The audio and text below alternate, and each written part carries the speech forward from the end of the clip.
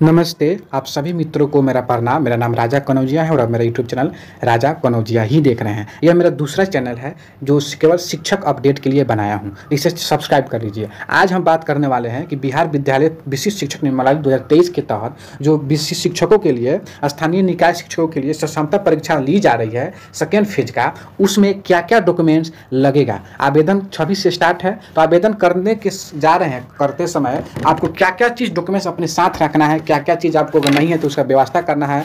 तो उसके लिए यह वीडियो बना रहा हूँ ताकि आप समझ जाइए कि आपको क्या क्या चीज़ डॉक्यूमेंट का इंतजाम करना है और कंप्यूटर वाले के पास जहाँ अप्लाई कराइएगा वहाँ क्या क्या चीज़ आपको लेकर जाने की आवश्यकता है।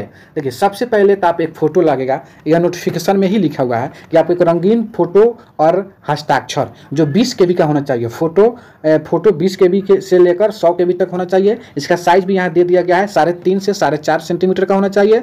और सिग्नेचर जो है वह 10 से 50 KB का होना चाहिए, जिसका साइज भी 3.5 होना चाहिए। ठीक है।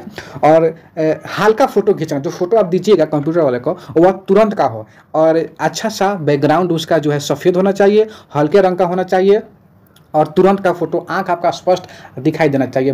कोई फेस पर कोई किसी भी प्रकार का कोई जो है सो अवरोध नहीं होना चाहिए। चलिए अब प्रमाण पत्र की बात कर लेते हैं। क्या क्या चीज़ आपको देना है, वो भी स्व अभिप्रमाणित। जो भी आप स्कैन करवाइएगा ना तो उस पर आपका एक दस्तखत होना जरूरी है। दस्तखत होना जरूरी है। आप अपना लिखिएगा, स्व अभिप्रमाणित अपना नाम लिख दीजिएगा। आप तो शिक्षक हैं, आपको उतनी बताने की आवश्यकता नहीं है, फिर भी मैं बता देता हूँ। देखिए, सबसे पहले मैट्रिक का है, आपको अंक प्रमाण पत्र लगेगा। 12th का प्रमाण पत्र एवं अंक प्रमाण पत्र। स्नातक का प्रमाण पत्र और अंक प्रमाण पत्र, यानी मार्कशीट और प्रमाण पत्र। स्नातकोत्तर पीजी किए हैं, हो सकता है कि आप 11th-12th में हो तो 11th-12th में पीजी जरूरी है, तो उसका प्रमाण पत्र और मार्कशीट। अगर बीएड किए हैं, डीएलएड किए हैं या बीएल किए हैं या डीपीडी किए हैं, जो बहुत लोग डीपीटी भी किया था ना, तो उन लोग कोई भी है शैक्षणिक प्रमाण पत्र, तो उसका प्रमाण पत्र और अंक पत्र लगेगा। आरक्षित श्रेणी से आते हैं, अगर आप ईबीसी आते हैं, ईबीसी, ईडब्ल्यूएस से आते हैं, ईडब्ल्यूएस से आते हैं, तो आपको यह चीज़ लगाना होगा। अगर आप एससी एसटी से आते हैं तो ये चीज़ लगाना होगा। ठीक है। आधार कार्ड तो लगेगा ही लगेगा। टेट निकाले हैं, सीटेट निकाले हैं, स्टेट निकाले हैं, तो इसका प्रमाण पत्र लगेगा।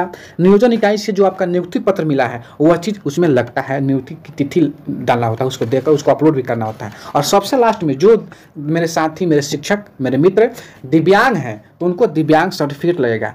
अब बात होता है कि दिव्यांगता सर्टिफिकेट कौन से लगेगा, तो दिव्यांग सर्टिफिकेट अगर 2-3 तरह से हो गया है।